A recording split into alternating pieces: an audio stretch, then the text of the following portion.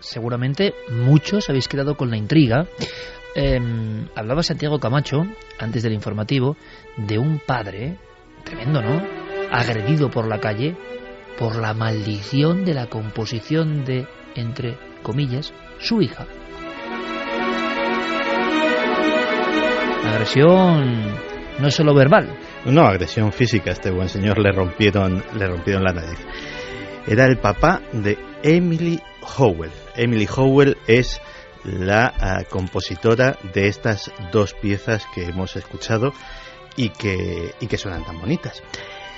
Su padre, a pesar de no tener su mismo apellido, ha sufrido las consecuencias de este engendro y es el profesor emérito de la Universidad de California, David Cope. David Cope creó a Emily, que Emily es un ser muy especial porque no vive entre nosotros. Emily vive dentro de una máquina.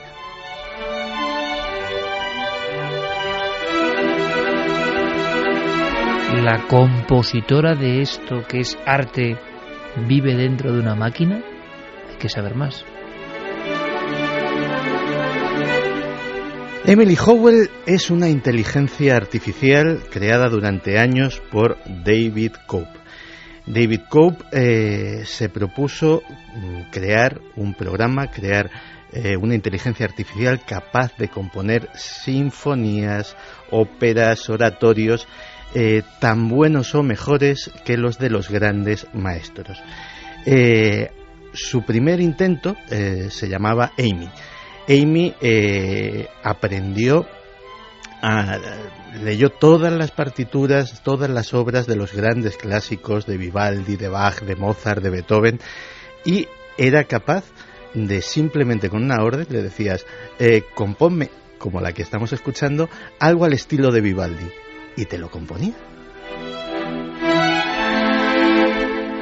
Pero vamos a ver, Amy era un robot, me imagino un autómata robot con aspecto antropomorfo, era un programa, era, no sé, ¿qué era? Amy es un programa. Amy vive dentro de un ordenador de la Universidad de California y de hecho ella no toca la música. Esta música que estamos escuchando está tocada por músicos reales, digámoslo así, por músicos humanos. Ella simplemente escribe las partituras, hace los arreglos. Y Cope, para demostrar hacer lo que se llama en informática el test de Turing, el test de Turing se le aplica a las inteligencias artificiales para saber si son realmente buenas. Decía Alan Turing que si tú interactúas con una inteligencia artificial y eres incapaz de descubrir que es una inteligencia artificial, entonces digamos que esa inteligencia pasa el famoso test de Turing. Pues él se montó su versión particular del test de Turing, que fue coger una sala de conciertos, reunir a un grupo bastante nutrido de musicólogos, profesores de conservatorio, etcétera, etcétera, y hacer un programa. En el programa había mezcladas obras de Amy, de Emily Howell, y del robot y de autores humanos. Después de acabada la representación, se les dijo que se les dio un cuestionario para que fueran rellenando y después se les desveló el secreto de que algunas de las obras que habían escuchado habían sido compuestas por una inteligencia artificial. La frustración de algunos de estos profesores de conservatorio de ser absolutamente incapaces de distinguir cuáles eran las unas de las otras y la indignación que les movió fue lo que provocó esa agresión física de la que hablábamos al principio de esta hora. Esto que está contado Santiago Camacho es grave o preocupante o signo de los tiempos. Hablamos de no la ejecución, sino la composición. La composición artística se supone que es algo propio del ser humano, único en este planeta, en esta existencia. El arte dicen que es lo único que nos salva de no ser invadidos pues por la singularidad, es decir, por ese avance irrefrenable de la tecnología que nos ha dejado ya muy atrás a las capacidades humanas. Las capacidades que se duplican de los ordenadores, de la alta tecnología, ya es inalcanzable para el ser humano y a veces parece que actúa ya sola. Sus ecuaciones siguen un ritmo exponencial que no podemos ni comprender. Según Ray Kurzweil y otros grandes filósofos de la ciencia, ya es inalcanzable. Hubo un tiempo en que íbamos a la par, ya es inalcanzable, pero claro, el arte era nuestra última llave. El arte es lo que nos hace humanos de verdad. El arte, la capacidad creativa es lo que nos diferencia. Robots que no es que estén programados para, sino que realmente su inteligencia les convierte en artistas. ¿Será posible, Santiago Camacho, que estés hablándonos a las 3:12 en la cadena SER de artistas no humanos?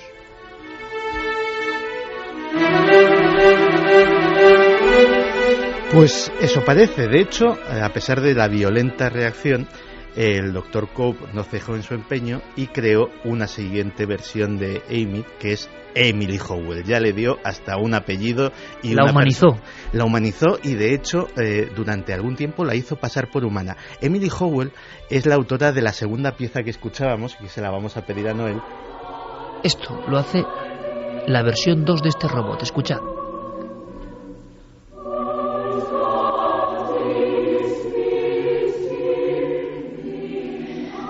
Emily Howell ya ha compuesto 8 óperas, unos cuantos conciertos para piano, ha grabado y vendido discos y, bueno, pues no sé si te creas que es la última versión. Hay una tercera hermana Howell, Annie, que, al contrario de sus dos hermanas, esta ya no solamente escribe música habiendo escuchado a los grandes maestros o habiendo leído las partituras de los grandes maestros, sino que aprende y evoluciona por sí misma.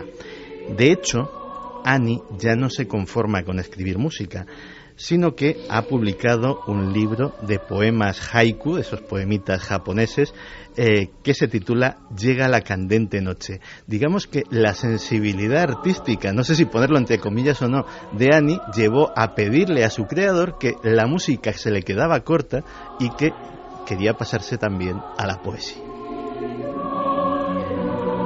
Pero es un poco la versión, entiendo en parte lo de la agresión, claro, porque el ser humano se ve violentado. Es el nuevo Frankenstein, ¿no? El moderno Prometeo. Pues sí, fíjate, antes mencionabas a Ray Kurzweil. Él es el padre de otro de estos robots artistas, de hecho, otro poeta, Aarón, el poeta cibernético. Su funcionamiento es realmente sencillo. Alimentamos al bot con un archivo de poemas de diferentes autores o de un autor a nuestra elección. Él se lee los textos, los analiza y, digámoslo así, se crea un perfil y puede escribir poemas basados en William Blake o Emily Dickinson o cualquier poeta anglosajón, que son los que él habla inglés, que son los que él conoce y que bueno, de hecho, vamos a recitar un par de muestras de estos. ¿Vas a recitar de quién? ¿De quién? Pues mira. ¿Del poeta cibernético? Este se llama Alma, curiosamente. Mira. Es un haiku. Curiosamente no, nada.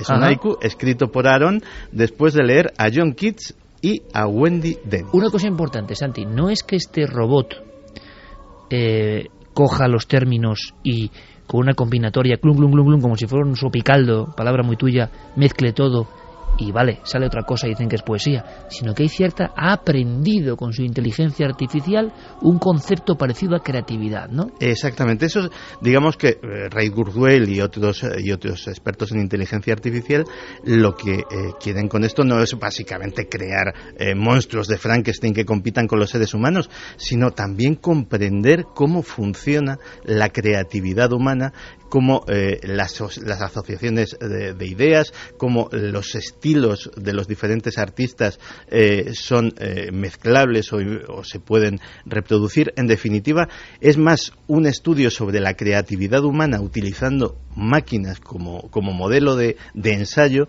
que la creación per se de estas máquinas que pueden ser un poco estremecedoras. Estamos entrando en el último santuario del alma humana, nunca mejor dicho. A ver cómo suena también el poeta Santiago Camacho, 3:16, en el gran auditorio de cientos de miles de amigos, que no es cualquier auditorio, recitando un haiku no humano. Esto es muy bizarro, pero ahí te dejo, Santi, va. Ahí van esos 3 versos.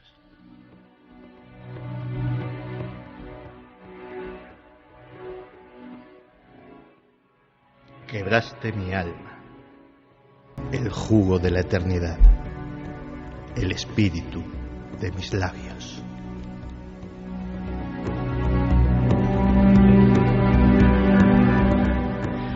Segundo haiku, escrito por Aarón después de leer a Kathleen Frances Wheeler. Se titula Hijo de la Luna. Hijo loco de la luna, escóndete del ataúd para burlar a tu ruina.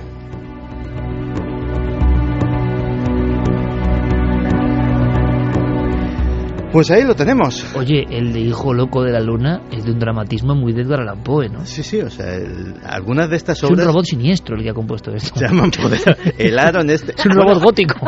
Peor todavía, a Aaron le ha pasado lo mismo que a Annie, y Aaron ya no se conforma con escribir haikus, sino que ahora pinta también. O sea, digamos que son polifacéticos, son artistas multimedia y... Esto es ciencia pura. Esto es ciencia pura, ciencia de vanguardia, pero que tiene desde luego un trasfondo muy curioso. Oye, ¿qué opinas? Que están aquí Clara y Carmen conteniéndose, y qué opina nuestro público, claro, a través de redes sociales y de nuestras vías de contacto, porque en el fondo, claro, es que Santi es un crack, es un genio, claro, yo no sé decir que es el hombre que... ¿Cómo era? ¿Conoce más de lo que dice o...? ¿O sabe más de lo que cuenta? Oye, que yo quiero felicitar a Santiago Camacho públicamente. Portada del Semanal de Periodista Digital, un medio de enorme influencia para todos los que estamos, ¿no? Los que somos periodistas. Y quiero, oye, pues mandar un abrazo a la gente de Periodista Digital, porque se han portado de cine. Hay algún código extraño dentro de la entrevista, pero es lo de menos. No sé cuántas páginas y portada entera Santiago Camacho. Hombre, eso está muy bien. Se dan cuenta aquí de que el que vale, vale. Pero Santi, con el eco que le ponía Noel, era un poco trágico también, ¿no? Y yo creo que en el fondo nos reímos, pero con esa risilla de decir, oye, como hay inteligencias humanas que empiecen ya a crear, a mí me da escalofrío, a mí, ¿a vosotras? A mí me gustaría hacerle una pregunta a Santi, que se me ha ocurrido al hilo de lo que nos estabas contando. ¿Cabría la posibilidad de que en vez de leer pues a poetas o escuchar la música de músicos importantes, se le permitiera acceder a las profecías y crear algún tipo de ¡qué profecía? bueno! Hacer profecías del robot no humano, sin el filtro quizá... A ver si son más acertadas. Aquí, sí, a ver si da alguna. Aquí es donde se nota el fichaje que hemos hecho. Sí. Porque, sin saberlo, la semana que viene voy a hablar de eso. Y no adelanto nada más. Se lo guarda porque... A mí me parece, ¿cómo se llamaba el último? Sabe que más ha de hecho lo que lo habla. de Hijo de la Luna.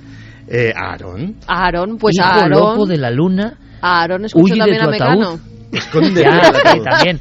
No, pero hazme caso que tiene un tono dramático, fúnebre, Es un poco- chungo, ¿eh? Un poco es un robot también, chungo. un poco Hombre, Sí. con esa voz y ese eco es que Santi Nos lo ha ha puesto más chungo. Sí. A lo Una mejor cosa- el robot con su voz Pues- metálica no lo hace tan chungo, pero... Pues fíjate, A mí me ha sobrecogido, ¿eh? ¿esto se le puede sacar algún tipo de rendimiento comercial? Sí.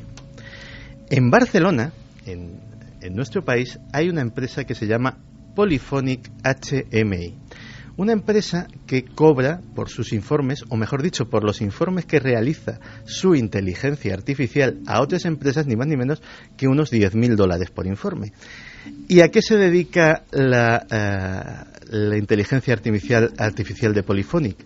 Se dedica a escuchar canciones. Escucha canciones de Me las lo grandes estoy discográficas, escucha canciones que van a ser lanzamientos a nivel mundial y predice si van a ser éxitos o no. Y predice no solamente eso, sino el número de ventas que van a tener. Pero eso pasaba con los libros también, ¿no? Y con las películas. Hay una empresa en Hollywood que se Ese llama tema es buenísimo, ¿eh? Epagogix. Epagogix se lee literalmente... ¿Por qué no hacemos otra serie sobre eso, Santi? ¿Vale? No, es de No, si ya compañías de inteligencia artificial que sondean lo que va a ser nuestro Ya te digo gusto, ¿no? que la semana que viene tengo guardada una muy fuerte. Pues fíjate, hay un tipo muy curioso y muy inteligente, creo yo. Yo he visto algún vídeo de él y además me dijo que era seguidor, y se llama Aldo Narejos y es un cantautor.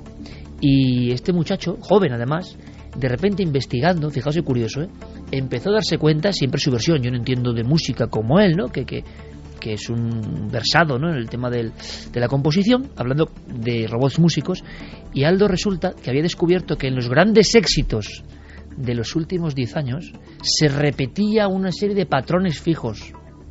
De patrones muy fijos, evidentemente luego en la música, vamos a llamarlo, de gran éxito, en la música de baile, en la música de hits, en la música que pega en todo el mundo, que tú la oyes y bueno, que algo te atrae, oye, qué marchoso, que... Pues Aldo Narejos, de alguna forma, había desencriptado algunos códigos bien rítmicos o de las notas y había encontrado, digamos, el código oculto al que iban una y otra vez, imagino, los que quieren tener un éxito. No quiere decir que no se ha merecido el éxito, porque una canción es mucho más, pero había unas matrices muy especiales que serían como la fórmula del éxito. Y él, yo recuerdo en alguno de los vídeos de internet, muy crítico, decía, hombre, salgamos ya de este círculo vicioso, compongamos con mucha más libertad, y poner algunos ejemplos, porque si analizamos 50 canciones, puedo equivocarme, pero eran como 50 canciones hits de los últimos 5 años, pues hay 48 que están con esta melodía de fondo. Luego, enmascarada con las 20.000 pistas de... Curioso, ¿eh? Y ahí vamos a que igual nos ordeñan mentalmente mucho más de lo que pensamos y están jugando con códigos. Así que no me extraña que haya empresas de inteligencia artificial cuyos robots hacen estas lecturas y te dicen esto da por buen camino o por mal camino. Vaya melón que has abierto, Santi. Pues fíjate, Epagogix cobra muchísimo más porque trabaja para los grandes estudios de Hollywood y se lee los guiones. Se lee los guiones de las películas y predice lo que va a recaudar la película. De tal manera que dice, bueno, esta película va a costar tanto dinero, va a recaudar esto, mejor no la produzcas. Un robot profeta. Es un robot profeta. Se puede equivocar, imagino, por fortuna, ¿no? Mira, curiosamente, la primera vez que se usó Epagogix como experimento, se le sometieron 9 guiones de películas sin producir. Tuvo 3 fallos estrepitosos.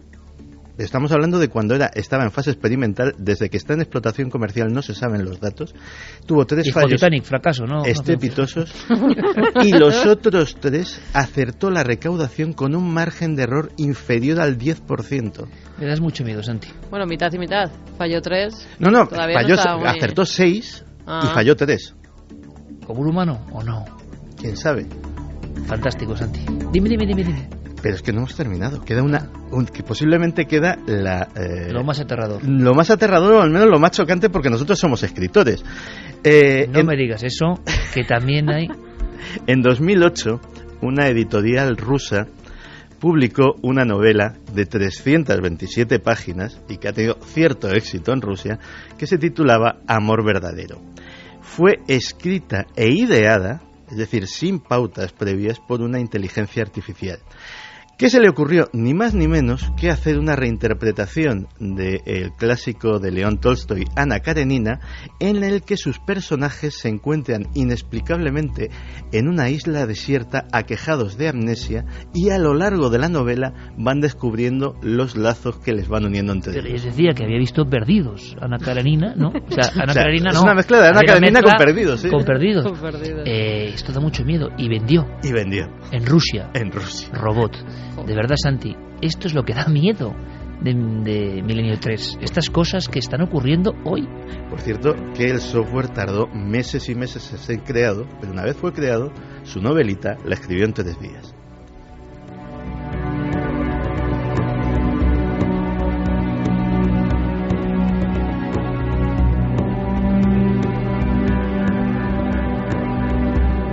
Esa sensación de que lo tecnológico se aproxima tanto, se parece tanto a nosotros. Bueno, ya están en liza, ¿no? Las nuevas consolas, la sensación de ordenadores cada vez más potentes, tecnología inalcanzable, ese doblarse cada X años la potencia de las cosas, de los circuitos integrados, y uno dice, habrá un momento, y algún anuncio que me ha sorprendido, en el cual no distingamos un juego de la realidad, de la imagen real. Entonces, claro, se abren mundos que yo creo que nunca el ser humano ha tenido a su alcance. Para bien y para mal, como todo, ¿no? Depende del uso que hagamos. Espérate que lleguen las gafas de Google. Vamos a ir todos por la calle como cyborg. Yo no creo, porque yo, ya si sabes... tú no tienes ni móvil ya. Eso es, yo estoy en la vuelta al paleolítico eterna. Sí. Vamos a hacer una cosa, compañeros, que creo que además podemos recordar. Yo os pido el esfuerzo de recordar, bueno, opiniones, sensaciones, vivencias, ¿no? Con uno de los grandes, Uno de los grandes. Sí, uno de los grandes. Maestro de la crónica negra, del crimen, pero a mí me ha dejado inquieto. Hay una respuesta que me ha dejado inquieto, sí, no conocía ese tema. Sé que ha tenido lances con el misterio, uno de los grandes periodistas. Bueno, podría contar muchas anécdotas, hay algunas hermosas, de afán por ser periodista y trabajar en un medio, pero eso lo contamos luego.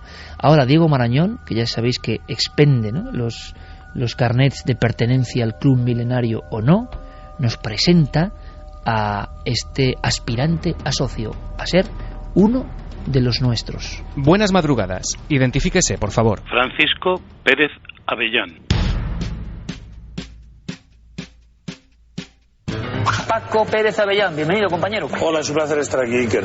Hola, buenas noches, bienvenidos al programa de Crimen y Misterio de Radio Nacional. Les habla Francisco Pérez Avellán. Vamos a dar paso a nuestra redacción para conocer noticias del día. Luces en el cielo, naves moviéndose a velocidades increíbles, tripulantes altos, delgados, bajos y cabezones, tal y como se lo cuento. Hay que decir que aunque eran extraterrestres, eran bastante machistas. Luego se han hecho indagaciones que han filtrado otras cosas. Hola, bienvenidos. Esta máscara es en la jerga un verdugo de 3 agujeros. Cuando la policía se presenta en casa de Margarita, encuentran una lechera con una mano cortada de la hija muerta hacía unos días. Esa negligencia es fruto de la estupidez.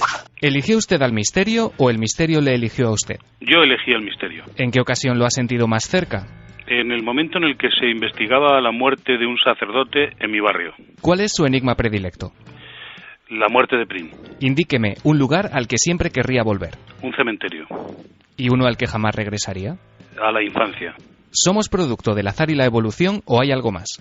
Producto, desde luego, del azar y la evolución. Y, por supuesto, para mí, que soy católico, de la visión de Dios. ¿Qué hay más allá de la muerte? Otra vida. ¿Teme la llegada de ese momento? En absoluto. Confío en Dios. ¿Supersticioso? Sí. Curiosamente, me dan miedo las escaleras. Decía Margarita Landi que había muchas lunas y que todas eran peligrosas. ¿Está de acuerdo? Es cierto, sobre todo una que tiene como un halo de muerte, una bufanda de sangre alrededor. ¿Cómo recuerda los sucesos de los que fue testigo en el número 73 de la calle Toboso? Con pavor. Había ruido, era extraño, una persona que al parecer convocaba esos ruidos y que nunca fue capaz de explicarnos el motivo. 22 años después, ¿tiene alguna certeza sobre lo que ocurrió en Alcácer? Desde luego, sé que había detrás una mano negra. Imagine que le pidieran asesorar una nueva etapa de la huella del crimen. ¿Qué 3 casos de la última década seleccionaría? Desde luego la muerte de la niña china.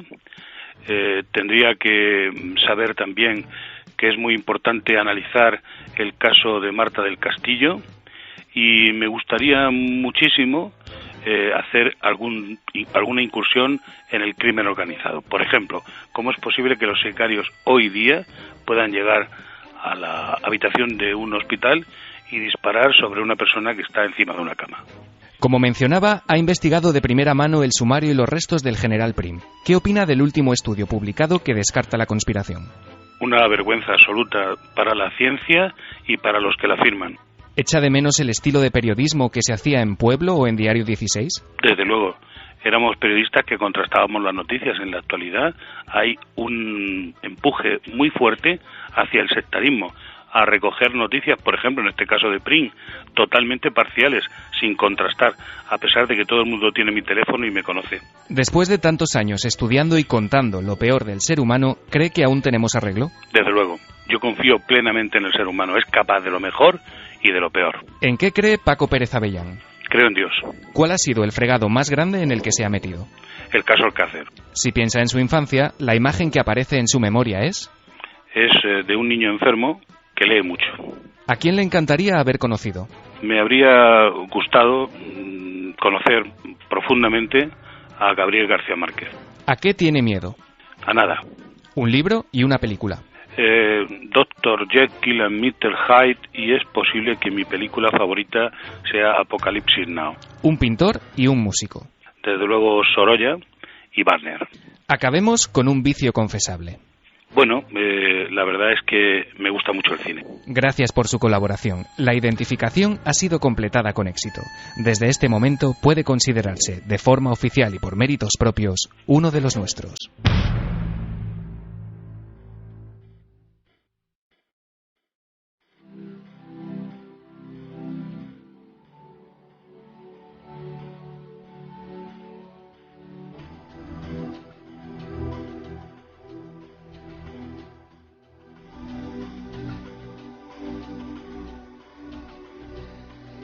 Qué duda cabe, los grandes periodistas hablan a veces a puñetazos, ¿no? Las palabras son como nudillos, ¿no? Que te dan en toda la cabeza, estés de acuerdo o no. Pero es que Paco Pérez Avellán, estoy seguro que todos tenéis la imagen, ¿no? De ese gran cronista, de la España Negra en muchas ocasiones, ¿no? El primer libro que yo compré de la España Negra era uno titulado así, ¿no? Los 50 crímenes más famosos. Tenemos la fortuna además de conocer a la saga, ¿no? De tener a Paco Pérez Caballero, su hijo y recién estrenado papá, y a Paco, al que conocemos y podemos contar una anécdota jugosa desde hace muchísimos años. Pero fijaos, es que me gusta mucho esta sección de Diego y cómo lo hace Diego, sinceramente, porque es un poco radiografía del alma de las personas, ¿no? Uno se puede hacer una idea muy clara de cómo es un individuo contestando este test por el que van pasando. Y en este caso, y creo que estamos de acuerdo, son esas formas de hablar en titulares, ¿no? Se nota la escuela de Diario Pueblo, la capacidad de trasladar la imagen al verbo, ¿no? Es decir, uno puede decir, no, la luna roja, la luna de la muerte, y Avellán dice, la luna con una bufanda de sangre, ¿no? Uno transmite lo que es, y en cada palabra hay años de investigación. Yo empezaría con una anécdota de Paco, glosando aquí un poco al personaje, que a mí me enterneció, porque Paco puede dar la imagen desde fuera, a veces, de un hombre iracundo, de un hombre un tanto hosco, de un hombre que puede provocar hasta cierto respeto, ¿no? Él ha contado algo que no es fácil que cuente, que es su infancia con la enfermedad como compañera, y leyendo. Eso venía en la contraportada de su primer libro, el mejor libro que se ha hecho sobre uno de los crímenes sin resolver históricos de este país, Orgía de Sangre, que es el crimen de los Galindos. En la contraportada viene Paco sentado en un camastro de una humilde pensión, con los libros como compañía, ¿no? Y él ya cuenta ahí en la contraportada, o cuentan los compañeros de pueblo, que había sido un niño muy enfermo. Pero hay una anécdota que me contaba, que a mí me impactó muchísimo, ¿no? Es que él vino a Madrid y dijo, yo no quiero trabajar en otro sitio, solo quiero trabajar en el Diario Pueblo, un diario que ya los más jóvenes nos recordarán, pero que sigue nutriendo a través de la hemeroteca muchas fantasías y una forma de hacer de la que también somos un poco hijos, ¿no? Y no quería ir a otro periódico, y no fue otro periódico, no fue ningún otro periódico. ¿Sabéis lo que hizo? Cogió una silla de camping, se sentó delante de la redacción y dijo, de aquí no me mueven hasta que no trabaje en Pueblo. Emilio Romero, en la 7ª planta, escuchó que un joven loco de apenas 20 años venido de Murcia no se iba de la calle, lloviese o tronase, si no le hacían parte de ese periódico. Emilio Romero, desde luego, no era ningún tonto. Y a los pocos días, Paco Pérez Avellán era el autor de Crónica Negra en Diario Pueblo. Había gente en los 70 capaz de estas cosas, ¿no? Sin ningún miedo.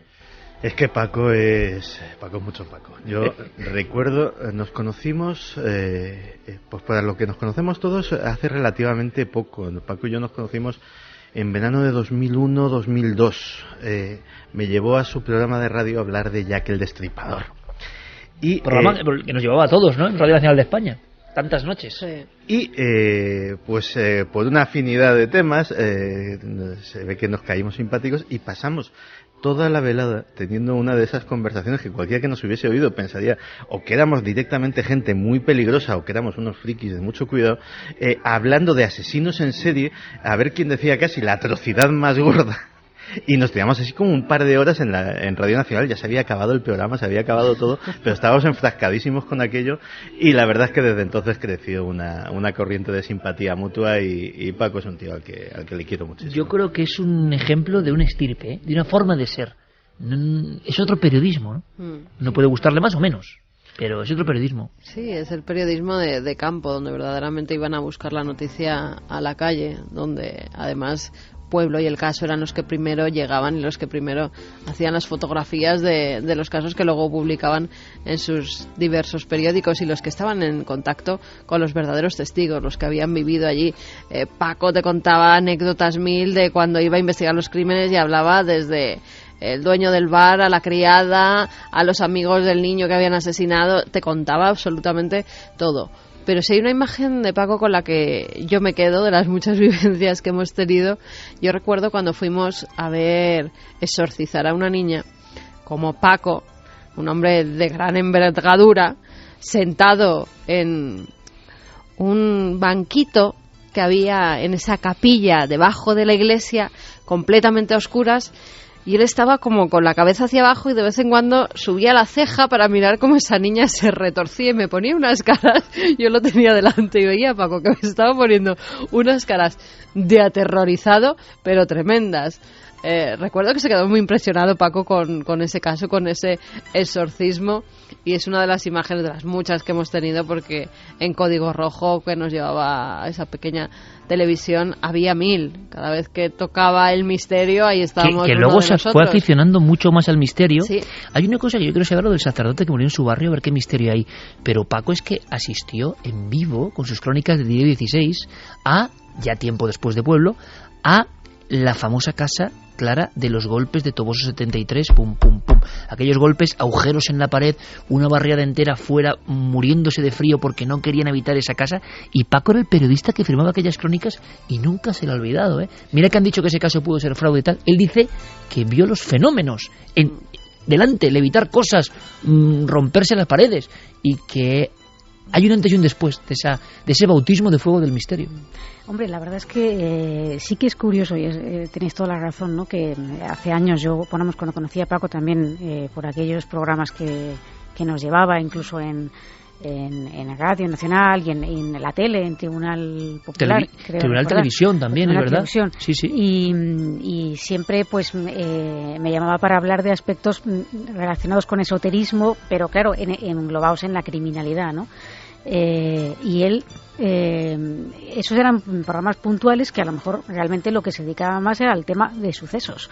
Entonces sí que es verdad que yo le he observado un giro, no sé exactamente qué pasaría con ese cura, ni si algún día nos lo cuenta, pero a mí me parece curioso un cambio, ¿verdad? De ese cambio en Paco. Y también me gustaría resaltar, ¿no? que me ha llamado la atención esa religiosidad que manifiesta abiertamente, además sin ningún tipo de pudor, ¿por qué no? Y luego, por otra parte, también siempre me ha parecido como un ser humano, ¿verdad? Que puede parecer una persona físicamente, y por su forma contundente de hablar, que pues sea un poco seca y nada que ver. Y de hecho yo creo que, fíjate, pues cuando acudía a esos programas, que yo era también más joven, y Paco ya era, digamos, un maestro, ¿no? Que daba esa oportunidad a la gente joven, que eso es, oye, es de agradecer. Muy importante, porque, ¿sabes? A él también se la dieron. Eso es muy importante. Claro. Y fijaos que yo creo que hablábamos hace no mucho tiempo de Juan Ignacio Blanco, y son los últimos ejemplos de un periodismo que ya es prehistoria. Yo creo que por desgracia, porque también ha cambiado la vida. Pero cuando uno acude a buscar sabiduría, encuentra otra cosa que tampoco encuentra hoy, ¿no? Encuentra a personas que se infiltraban con lo que investigaban. Yo tengo una última anécdota que es que no puedo olvidar, yo no sé si Carmen se acuerda de esta anécdota, que es muy brutal para mí, por lo menos. Es un poco, quedó mal, bueno, en fin, pero me lleva Paco a un sitio. Llamada de Paco Pérez Avellán. Claro, pone el móvil Avellán, dices, uy, aquí pasa algo. Hace 15 años, 16 años más o menos. ¿Cuándo llevaba el móvil? Sí, y me dice, Iker, ¿quieres venir a ver un exorcismo oficial de la Iglesia Católica? Ni que decir tiene que al día siguiente yo estaba en un lugar con Paco Pérez Avellán y un sacerdote nos recibía, y aquí el ambiente era muy lóbrego, mucho. Y entonces Paco se puso a hablar de mí y dije, jolín, ¿cómo me quiere Paco Pérez Avellán, de verdad? O sea, está impresionando este cura, le está impresionando. Aquí vengo con Iker Jiménez, a pesar de su juventud, ya digo que ha pasado muchos años. Es un valiente, es un experto, no le tiembla el pulso, ha visto cosas como estas. Usted, padre, confíe en mí, le traigo porque es un auténtico experto. Y yo, por supuesto, claro, uno es vanidoso también y se va creciendo, por supuesto, Paco, por supuesto. Yo, bueno, he estado aquí, allá, en fin, era un poco vanidoso también. Y entonces, cuando bajo, para mi sorpresa, Paco abre una portezuela, el cura pasa ensotanado y me encuentro una niña que está arqueada absolutamente, los ojos en blanco y pegando gritos con una boca que es la boca más animalesca que yo he visto en mi vida, abierta completamente, que es el recibimiento. Todo el camino, que era como una torreta, como una bajada, todo el camino era explicando lo valiente que era Iker Jiménez y por eso iba con él como experto en estos temas. Yo nada más ver a esa niña como ¡wow!, me voy para atrás, doy un brinco, me quiero alejar, quedo como el mayor cobarde de la historia, y la mirada de Paco, te he conseguido venir aquí, que vengas aquí, ¿y qué estás haciendo? Claro, me dio más miedo ya la mirada de Paco que el exorcismo, fue una conjunción increíble. En fin, cuántas historias, ¿no? El abuelo Cebolleta en vivo. Vamos con las vuestras, que es mucho más importante. Milenio 3, compañeros, responde.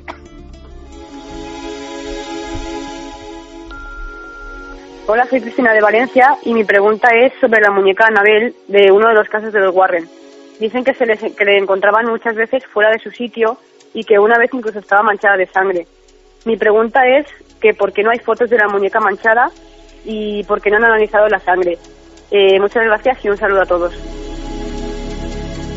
Con lo terrible que es esta muñeca que aparece en la película de La Annabelle. Conjura o Annabelle, ¿cómo pregunta la gente por ella? Atentos en la tienda de Juan Villa, ¿eh? Yo no digo nada más. En un tiempo. Pues lo que pregunta es que ha mezclado varias cosas. Al parecer, la muñeca Annabelle apareció con manchas de sangre antes de que intervinieran los Warren, con lo cual la chica que era su dueña, pues hizo de todo menos hacerle pruebas de sangre a la muñeca. Lo que hizo fue tirarla a un rincón, dejarla allí para ver si no se movía, porque siempre se la encontraba en la cama en diferentes posiciones y ni se le ocurrió hacer un análisis de sangre. Desde que los Warren la tienen, la metieron en una cabina cristalada y la tienen encerrada allí con 4 llaves e incluso con cadenas. Y la muñeca ya no ha salido ni ha tenido posteriores manchas de sangre, con lo cual no se han podido hacer ni fotografías ni análisis. Por cierto que yo quiero, a ver, no lo sé, Juan tiene libertad en la tienda La Nave del Misterio, yo creo que tiene que hacer esa vitrina con la muñeca dentro, pero claro, luego igual la gente le coge miedo, pero al mismo tiempo sabemos que hay un interés por esta figura infantil que como es tan infantil da más miedo, y era una niña enferma, en su inicio era una niña que era el padre enferma. creó esa muñeca porque su hija estaba muy enferma. Es que lo digo porque en las redes sociales hay un gran eco de pobre Crataoces, ¿qué está pasando con ella? Que tiene en su casa un objeto extraño, que es un contenedor de espíritus. Y no sé si... Mira que yo el mío lo dejo en plato, que dije, yo esto no me lo llevo a casa. Y claro, ¿Por qué no me aclaráis en 30 segundos esta historia? Primero, ¿qué es el contenedor de espíritus? Y segundo, ¿por qué las personas dicen que Clara que tenga mucho cuidado? Pues el Derby es un contenedor que compramos a una tribu, la del río Omo, que al parecer pues lleva allí sus espíritus metidos cuando se van a cazar o cuando cambian de lugar para que estos le protejan. Y el aspecto da mucho miedo y el olor también. El aspecto sí, está hecha en madera y con cuero en ambos lados y dentro va el espíritu familiar que los acompaña. ¿Clara? Claro, yo lo que está claro para la gente no preocuparse, ¿no? No preocuparsus, que lo que hice fue comprar ese contenedor, una réplica de él, mejor dicho, en la tienda de Juan Villa, y claro, colgué una foto e inocente de mí, pues el efecto es que es tremendo, claro. Y la cuestión era abrir o no abrir, ¿no? Claro, que tú también mandas esa foto diciendo, ¿lo abro o no lo abro? Y las personas pensaron que era el auténtico. Sí, hubo gente que pensó que era la gente auténtico. Te quiere bien, entonces, ¿eh? Ni se te no ocurra. No abrir nunca, ni aunque sea réplica incluso. Hola, soy Andrés de San Javier en Murcia. Era para ver si hay una investigación del monasterio de San Ginés de la Jara de Cartagena. Gracias. Vamos muy rápido. San Ginés de la Jara. San Ginés de la Jara, sí, que es un monasterio que, pese a ser de bien interés cultural, o sea, que es una joya arquitectónica, actualmente está totalmente abandonado, ¿no? Parece que está construido sobre un anterior recinto donde se practicaban cultos mozárabes y, bueno, sí que se habla de ciertas presencias fantasmales, incluso de grabación de psicofonías, de una mujer mayor que se aparece, de una mano que coge a los que visitan el monasterio abandonado, y que se habla, según la tradición popular o quienes por allí han ido, ¿no?, como de una especie de venganza de los monjes que lo habitaron por haber caído en ese desuso, ¿no? Pero la verdad es que no sé exactamente si se puede acceder. Si hay fundamento, ¿no? Si hay fundamento y si merecería una investigación a fondo. Buenas noches, mi nombre es Francisco Rubio y mi pregunta es acerca del monstruo de Florencia. Me gustaría saber si ha habido alguna novedad en la investigación. Me leí el libro después de escuchar el programa especial vuestro y me quedé bastante asombrado de cómo se habían acontecido los hechos. Así que me gustaría saber si había alguna novedad y si se ha detenido algún culpable. Gracias, un saludo. Qué miedo y qué terrible el caso del monstruo de Florencia, el Jack el Destripador moderno en Italia, que lo investigamos y que sepamos no hay novedades. Se cerró el caso un poco con la implicación de una persona, Pacciani. Parece que no era todo así y que hay cabos sueltos. Y no es para contar noche tampoco todo el rato de anécdotas, pero ¿tú te acuerdas la Nochevieja del 2007? Sí, me acuerdo la Nochevieja del 2007. Fue una idea de Javier Sierra, claro. 4... Vamos a un lugar idílico, dijo. Vamos a un lugar idílico ideal para la Nochevieja. Javier, ¿eh? Sí, ojo clínico. Dice, vamos a un lugar idílico. Claro, y en aquel lugar, pues resulta que todo el mundo estaba triste. Primero como una casona abandonada en medio de... El miedo.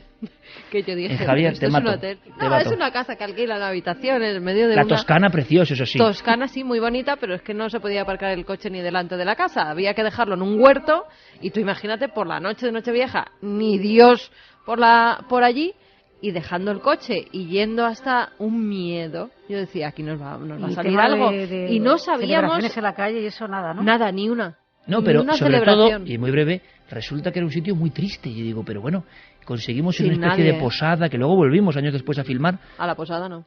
al bar en mitad de aquel pueblo de San Cacciano.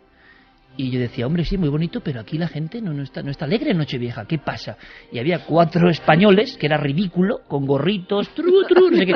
Era Eva, Javier Sierra, Carmen y yo. Y yo salgo al pueblo y es que no hay un alma. Y digo, pero bueno, yo creo que en Italia también celebran la Nochevieja. Ahí no celebraba nadie nada. Y nos miraban por la calle como diciendo, ¿pero qué hacéis? Se abrían como balcones, nos miraban raros que paseábamos por la calle, era como extraño, caras detrás de puertecillas. Que Sí, yo no, sé, de esto es como película, de película. De película. Y yo digo, ¿qué demonios pasa?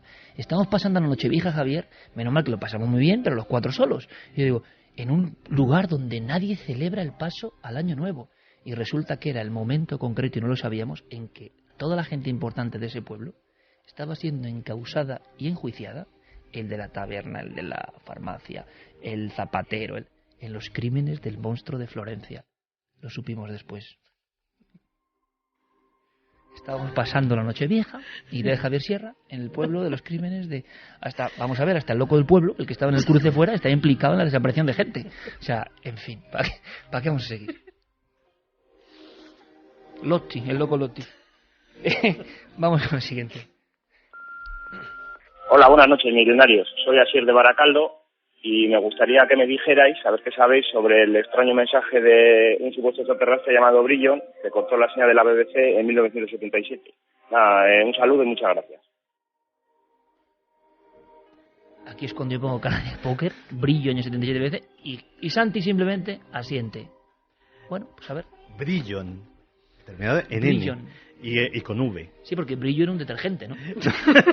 No, pero de verdad. No. Oye, de verdad, Santi. Así Oye, ya no por se favor. puede. No, en serio, Brillo era una marca de detergente importante en Reino Unido. Bueno. O en Vitoria. Fue en noviembre de 1977 y no fue, como decía Sier, la BBC, sino la ITV, que es una cadena de cadenas locales en Inglaterra, y no se cortó a nivel nacional, sino que fue la parte del sur de Inglaterra. O sea, que parecía que era la bomba y no, luego es ya que, quedó. como todos los casos, luego la leyenda urbana se ha ido magnificando muchísimo. Eran como las 5 de la tarde, estaba la programación infantil, concretamente estaban los Looney Tunes, los dibujos de la Warner, pues el Correcaminos y estas cosas, y de repente se corta la emisión. ¿Eso fue real? Eso fue real. Qué bueno. Se corta la emisión, pasa la pantalla negro y sale una voz fantasmagórica que dice que es Brillon, que viene de parte del Comando Astar. El célebre Comando Astar. Efectivamente. Y que viene a advertir a la humanidad de que todas sus armas de destrucción diabólicas tienen que ser destruidas y que nos queda poco tiempo para vivir unidos y en paz o atenernos a las consecuencias. ¿No se descubre nunca quién fue el autor del mensaje? 6 minutos. O sea, esto es una versión muy reducida del discurso que dio esta persona. A los 6 minutos volvió el correcaminos a sus cosas y sin más trascendencia, pero cientos de miles de personas habían visto el mensaje. Nunca hubo interpelación parlamentaria como en los casos de Omni. ¿Hubo interpelación parlamentaria? Hubo interpelación parlamentaria, hubo una investigación. No, oye, quiero que ahondes en eso, Santi. Contemos un poco más la próxima semana o algún día. Pues mira, ¿qué pasó con el caso Brion? A ver si te puedo traer hasta, pues porque ha sido una cosa improvisada, a ver si te puedo traer hasta la grabación que debe de andar por ahí todavía circulando. Hecho, quiero saber, me parece curioso. Hay dos cosas, ¿no? Entonces, si son extraterrestres, que imagino que no en este caso, ¿por qué eligen una tele local en el Reino Unido? Bueno, igual es para que, en fin... Porque era más fácil a lo mejor de cortar los controles de seguridad. Bueno, interesante, interesante, pero quiero saberlo, es que yo no había oído nunca esta historia. Vamos rápidamente porque me cuenta Carmen que hay muchos encargos para el 2014, para aquella fuerza cósmica. Muchos. Nos hemos reído mucho también en esta hora, cosa que es de agradecer. Vamos allá. Noel, nos marchamos directamente a los...